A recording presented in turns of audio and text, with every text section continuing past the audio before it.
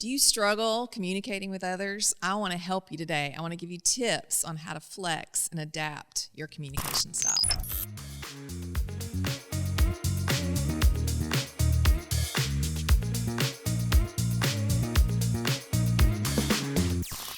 Welcome back to the Help for Leaders podcast. I'm Stacey Harris. Before we dive into today's episode, click here to subscribe, hit that thumbs up, ring that bell so you're notified each week when we post new content. Today, I want to talk about style flexibility. Honestly, style flexibility is the application of DISC. It's one thing to understand your communication style and to take our assessment and really dive into self-awareness. It's another thing to use all of this knowledge, all of this language, and apply it in everyday conversation, apply it in every relationship, at work, at home, with your friends, with your manager, with your boss.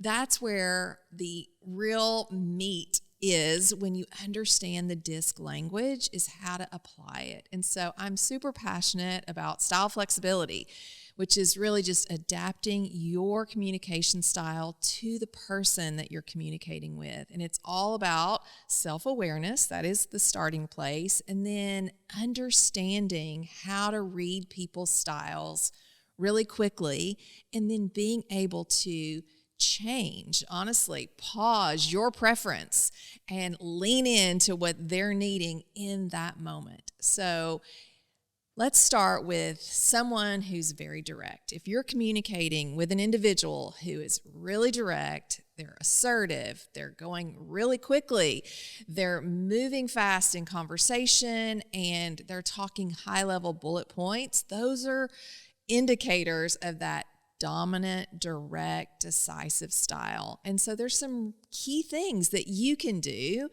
to be able to flex your style. If you're a high I or S or C, or even if you're a high D, two Ds can really butt heads with one another because they're constantly competing with each other. So when you're communicating with that high D style, there's a few things that you can do. First of all, stick to business.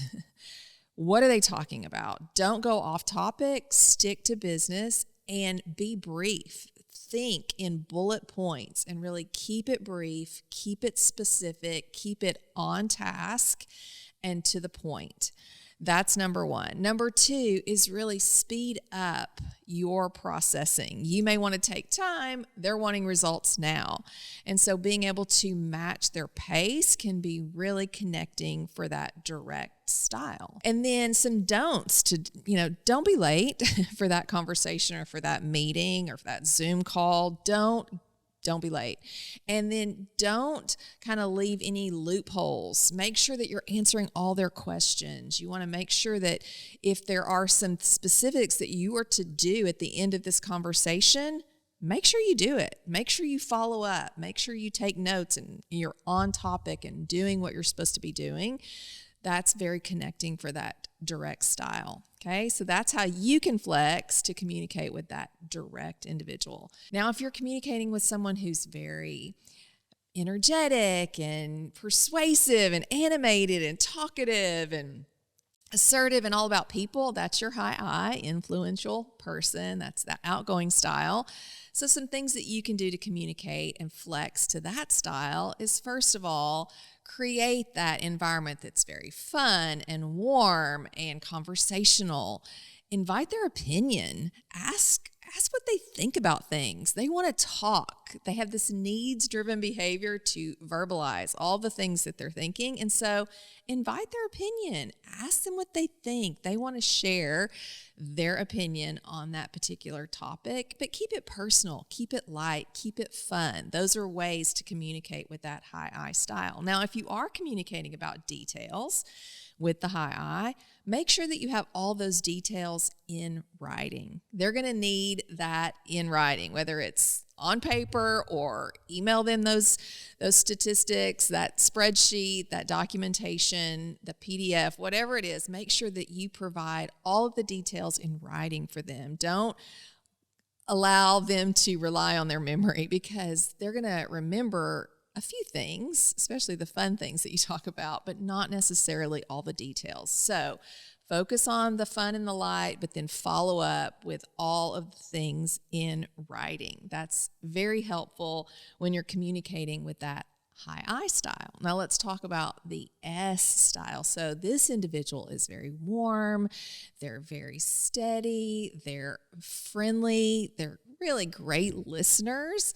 They may let you do a lot of the talking. So when you're communicating with this person's style, really slow down. Ask some questions and then pause and let them process. Let them think about their response. And I'd say start with very personal things like break the ice. Just be casual with this person. That's their preference.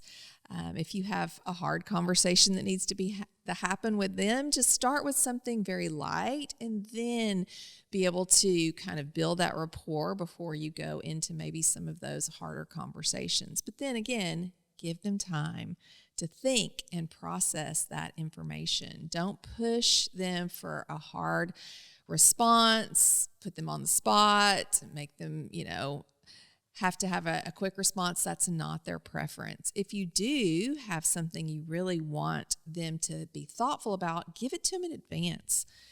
Prep them prior to that meeting, prior to that conversation. Send the agenda out in advance so that they can come prepared, because that's where they feel comfortable in communication.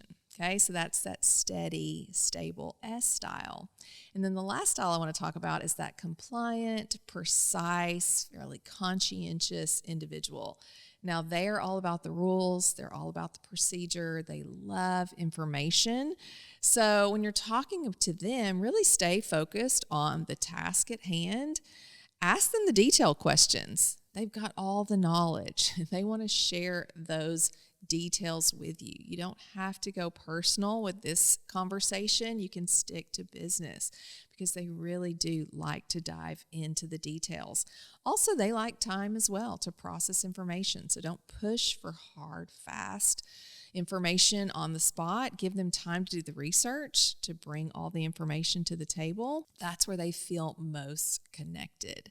So again, it's just some real quick things that you can do. And it starts with listening to the person, even matching their pace. Do you need to speed up or do you need to slow down? Do you need to talk personal or do you need to stick to business? And so understand where they're coming from and then you being able to adjust. And for some of us, it's really easy.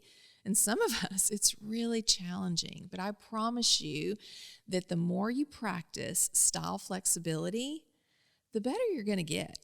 It's not practice makes perfect. I do not believe practice makes perfect, but I do think that practice brings about improvement. And every day, in every relationship, we have an opportunity to learn and grow and to do it better. And so I'd say that is a big part of style flexibility. Asking for feedback is another great way to learn how to flex. If a conversation kind of gets off topic or off, track, maybe kind of circling back to that person and say, hey, that didn't go so well. I'd love to hear your perspective. How could I have done that better? And then just listening, thanking them for their advice, and then seeing how you can take that information and apply it the next time you have that conversation. So I hope you've learned something about style flexibility. It really is the key ingredient to applying the DISC language into everyday conversation to be able to really make the most of how we communicate with others. So join me next week. We're going to be talking about more help for leaders. If you enjoyed this episode and would like more information on emotional intelligence, behavioral styles, or communication, I'd love for you to click here to watch more episodes. And we'd also love for you to click here to subscribe so you're notified each week when we post more content.